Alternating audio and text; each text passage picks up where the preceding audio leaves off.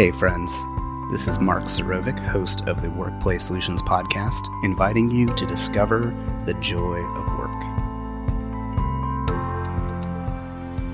All right, Chris, how you doing today? I'm doing very well, Mark. How are you? Oh, I'm good. I am good. Man, it is gorgeous outside. It's one of those things like Georgia, you never know what to expect. It's either going to be freezing cold in February or it's going to be like 80 degrees with no clouds. At the time of this recording, about a week ago, I was in Cleveland, Ohio for the ACCT conference and then spent a week with my family in PA, and it was about 15 degrees and snow. And so I keep looking outside expecting to see 3 feet of snow. And it's not there. And my body's just like, what is going on? That's where you just stay inside if you see white stuff. That's pretty much my rule. Oh, I had to, my sister's boyfriend had to take me to the airport because my flight got delayed and changed and all that stuff that happens in the winter when you're flying. He doesn't have snow tires, and so he got stuck in the driveway. And so it's 5 a.m. I'm having to push him uphill up the driveway, and I'm like, this is not fun before I've had some coffee. Oh man, I am excited about today. I am here with Chris Spinks of SpinksPro. So I'm going to have Chris introduce himself and tell us a little about his company. And today we're just going to be interviewing Chris and hearing some of his story of becoming an entrepreneur and why he loves his job. So it's less a episode on a particular topic. This is a story of success where someone has made it, is doing things at a high level, and loves what he's doing. I was compelled by Chris's story and just wanted to share that with the world. Chris, who are you? My name is Chris Spinks. It's like the color pink with an S on both ends. So my wife gets the credit for that. Anytime she would go and have to say who she was, like a bank or whatever, they'd say, Pinks, Stinks, whatever it was. No, it's like the color pink with an S on both ends, Spinks. So Chris Spinks, I own and operate a small family cleaning company out of Calhoun, Georgia, and I've been doing that for a little over 4 years now.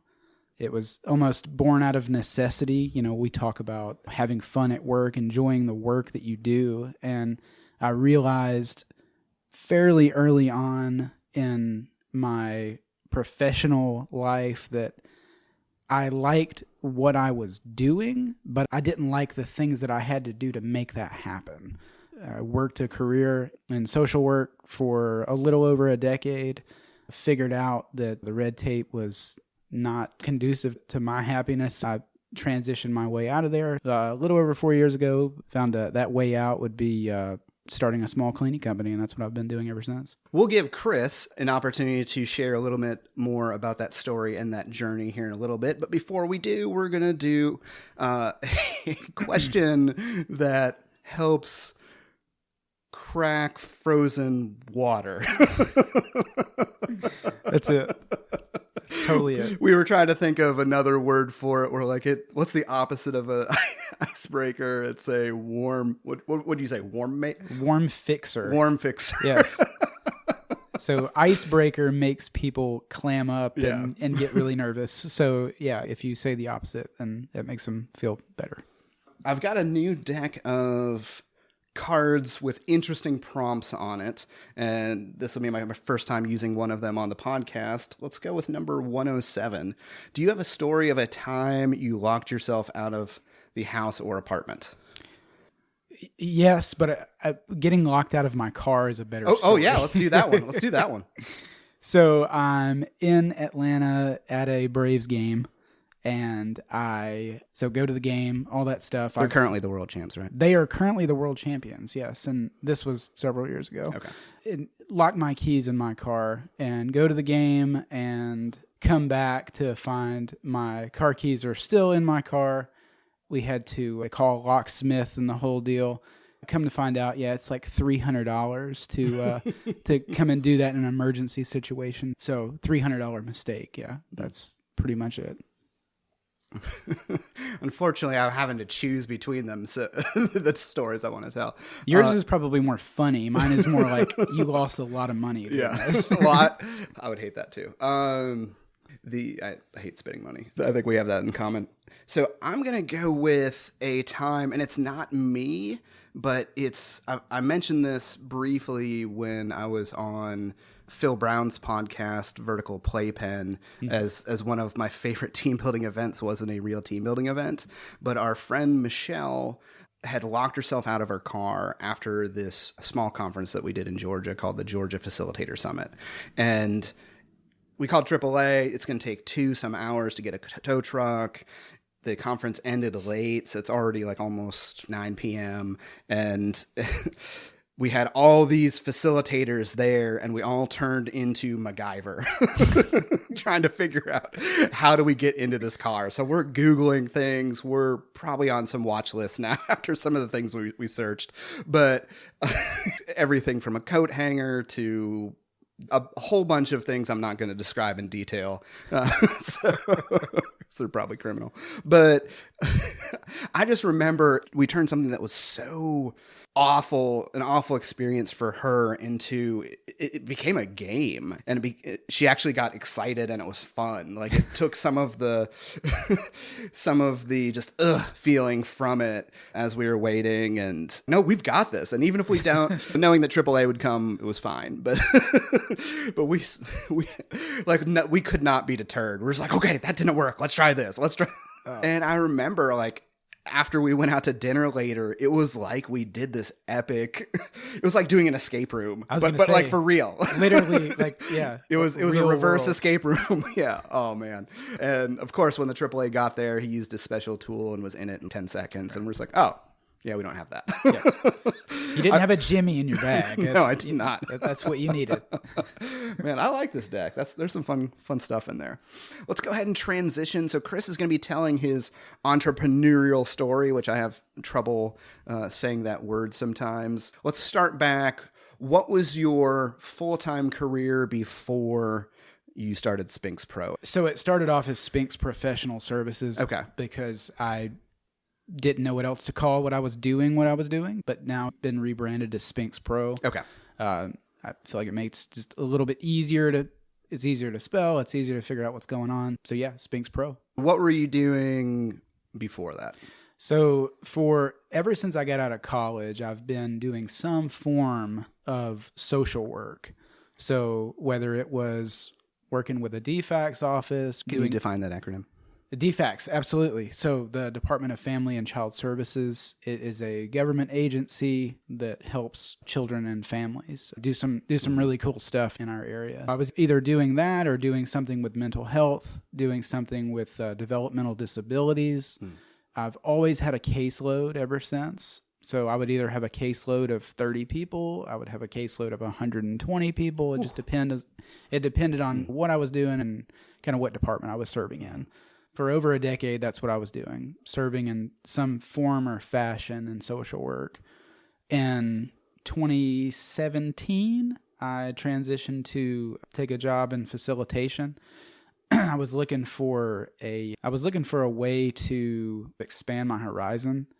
I wasn't necessarily excited so much about the high ropes piece of it, more ways to, yeah. You are very familiar with this story, Mark. I recall meeting Chris, and we didn't do a great job of communicating kind of expectations on his first day. So he was wearing formal business clothes, and it was like, all right, we need to learn how to climb and belay. And so Chris is in his fancy clothes, climbing 70 feet up in the air, and just like, we didn't do a great onboarding on that one. Yeah, I don't think high ropes and climbing with harnesses was on the actual qualifications there. So yeah, I want to punt and say I didn't make the job description. Yeah. So, but what drew me to that position was I was just looking for a way to learn more about the world around me, learn different types of leadership, expand my horizon. I did that for several years, and it didn't start off as it is right now. Mm-hmm. Right now, we do pressure washing, soft washing, mostly exterior cleaning. I tell people I can do everything from the roof to the driveway. You got a dirty roof, we can do it. Your house needs washing. Your driveway dirty, needs to be washed. We can do all that. So we kind of he does fantastic. Like it's impressive. So like, thank you. SpinksPro is the official cleaning solution of awesome. my house. There you go. There you go. That's it. What is it? The Men's Warehouse. I'm not only the owner. I'm a client. Yeah, that's it. Sorry, I didn't mean to interrupt. Go ahead. Okay. Where we are currently is we've specialized in a niche. To be honest, didn't exist. There's pressure washers in quotation marks. A lot of those guys historically have been kind of seasonal.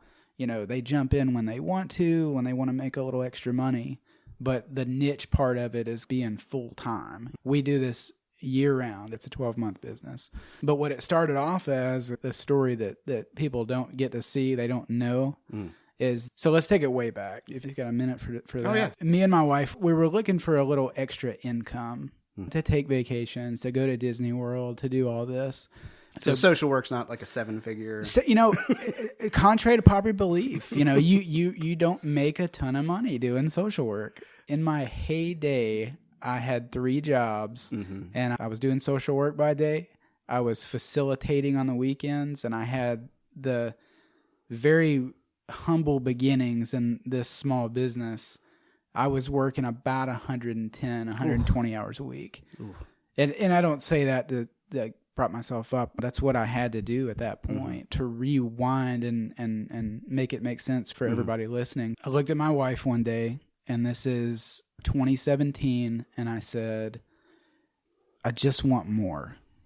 I just want more for us. I want to be able to, when we want to go to Disney, or we want to take a flight, or if we want to bless somebody, I just want to be able to do it, and it not be this catastrophic thing. When the heat pump goes out in our house, it's not this, what credit card can we open? I just want to be able to do it and be done. I said, I want to try something that I don't know if it's going to work, but I want to try something. And she's like confused. We joke that I'm the wings and she's the anchor, right? So, and not in any kind of negative connotation, but I just fly. I just kind of move. I make a decision and bang, go for it. And she's more of like, hey, you sure about that? I think our wives would get along. Yes, right. So I look at her one day in 2017 and I say, do you trust me? And she goes, absolutely. Can I take $50 out of our checking account? And she's like, $50? What are you going to do with $50? And I said, I'm going to start a window cleaning company. And she's like, come on, babe. Like, what is that? Like, she's thinking like side of the road with a newspaper, right? Man. The whole, for $50, that's about your budget. Right. She's totally in agreement with it. If it doesn't work out, it's a couple of cups of coffee. But I go down to a big box store that sells home supplies, right? So it was $47 and some change. And I buy all this window cleaning stuff. And then the minute I leave the store, grab all my stuff, and I go downtown in my hometown of Calhoun, and I knock on every single window, every single storefront that's in downtown. And I get kicked out, get booted out. People they're not interested in this. Or anyone call the police? Or nobody called the police. Okay. But a lot of polite, no thank you. It was a lot of, who's this guy? We're busy. Okay. It wasn't even an objection to what I was doing or what the price was. They're like, you're going to clean our windows? They're just confused by this. Long story short, I get 3 storefronts in downtown Calhoun. One of them's an insurance agent. The other one is a jewelry shop. I make about $10 a pop. And that was the beginning of my small business. I parlayed that $30 a month. I went and bought some janitorial equipment in the hopes that I could get more reoccurring revenue. That was the thinking when I first started, was if I'm going to replace my income, if I'm going to leave my job, then I can't wait on a big project to come my way, $1,000, $2,000. I have to get $300 a month at this account and $400 a month at this account and basically replace my income. That was the idea. I went around to warehouses, commercial sites pitching a commercial cleaning idea, like a janitorial company. Got a couple of those accounts and was able to pretty much replace my income, even though at that point I was still working full time and facilitating on the weekend. So that kind of, hopefully that catches your listeners up a little bit on where we've come from and kind of where we are now. What was sleep like? How much? It's like 3 hours a night, 5 hours? What are you talking about? There's a lot of the gurus out there that say, don't sleep.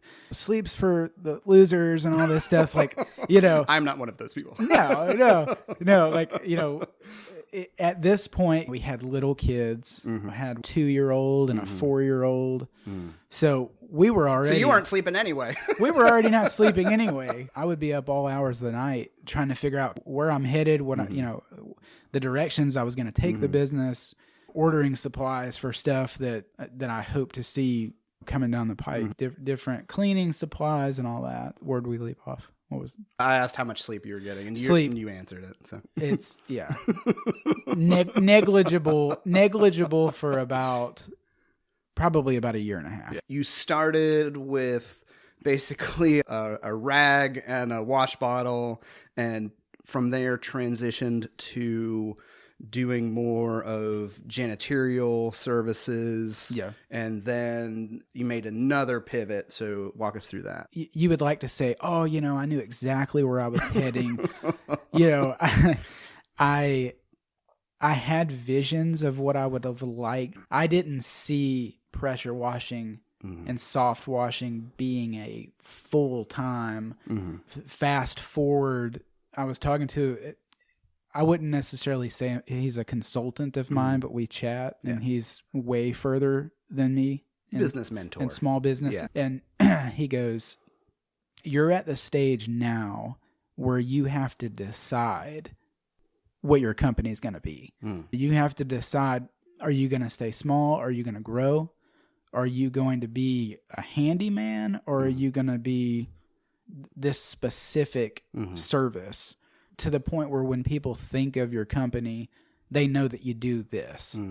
So it's kind of the joke. When people talk to me about it, you have a pressure washer in the back of your truck and you have a Sawzall. Like that's the pinnacle. Like that's the worst case possible. Yeah. Like, are we going to take out your drywall today? And then we're going to wash your dog. And then, so we're figuring out.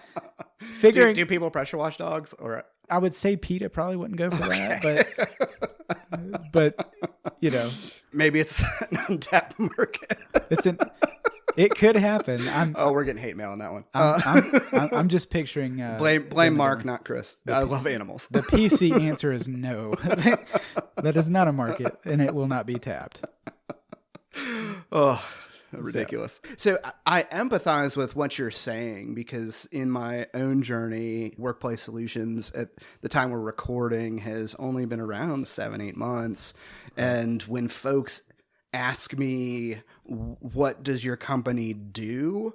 I still find myself clamming up, or my immediate reaction is just to make up something. Be like, we do identity theft. You prevent identity theft? Oh no, we create it. We write Nigerian prince emails, and that's just ridiculous. And folks, he's joking. Okay. Yes. You have to know your brand of humor. Personally, it's been challenging because the vision has been clear from the start. Life is just way too short for work to suck. And that's been the guiding principle between everything I'm doing and everything we do as a company trying to serve.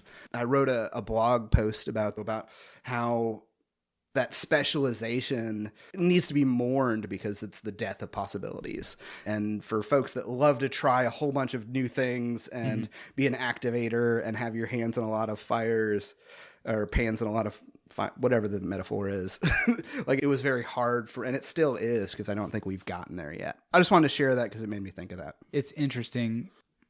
And going back to the beginning of the conversation of why would you leave? That was the question I got, is why would you leave a full-time job with great benefits, retirement, all of the things that would make you feel safe? And I think what 2020 showed us is that there's not a lot of safety.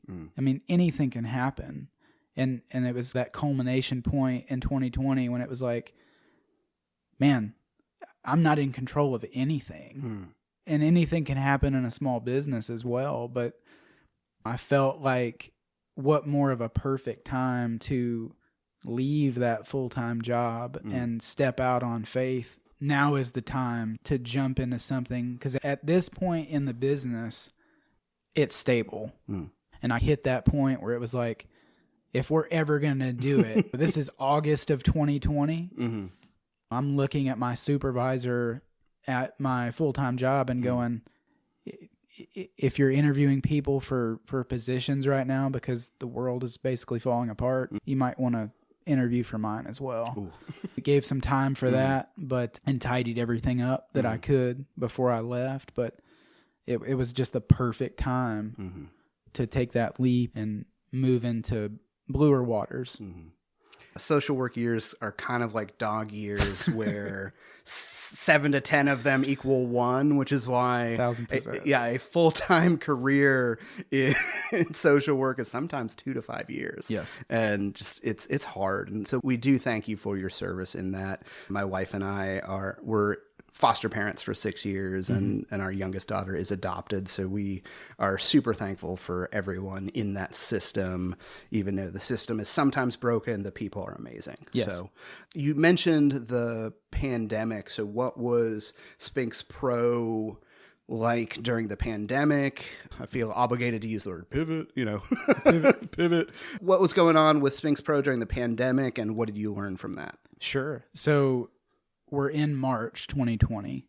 I have a full-time job, and then I've got the business on the side. At this point, we're proving ourselves a little bit in terms of, again, that income is coming in. We're okay. We're doing good.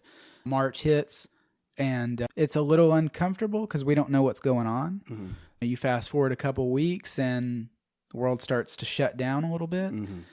And contrary to what people would think, SpinksPro went through the roof. Because people were getting very conscious of germs and bacterium and things that could make you sick. Well, what do I do for a living now? I spray bleach.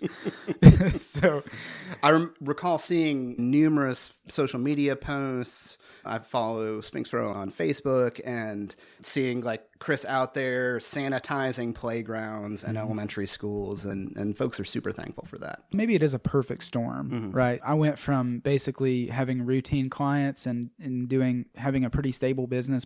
The pandemic exploded the business.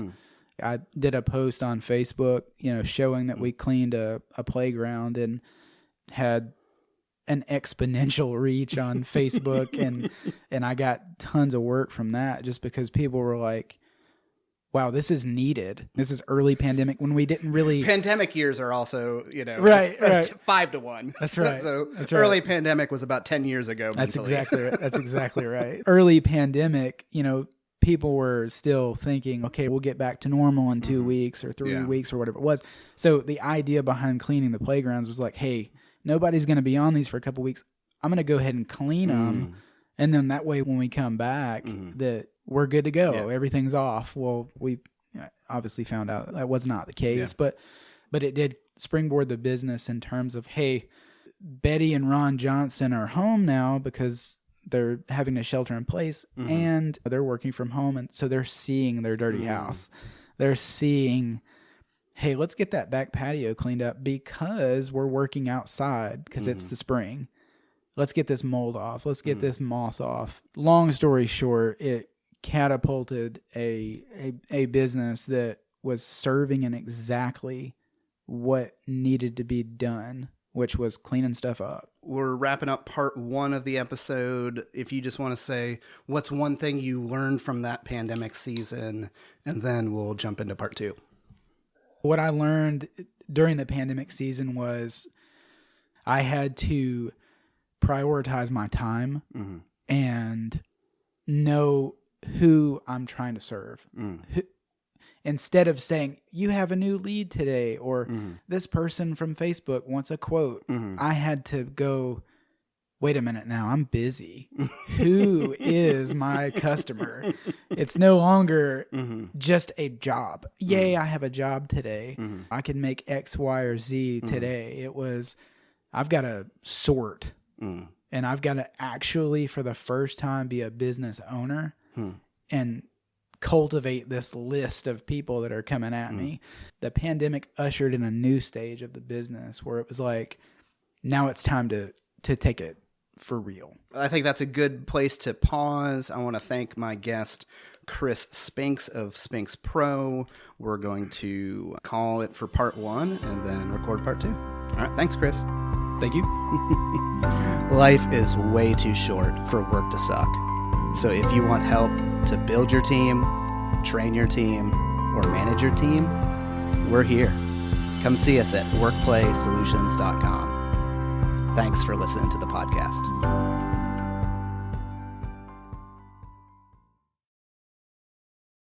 Okay, and we'll give Chris, assuming I can say his name,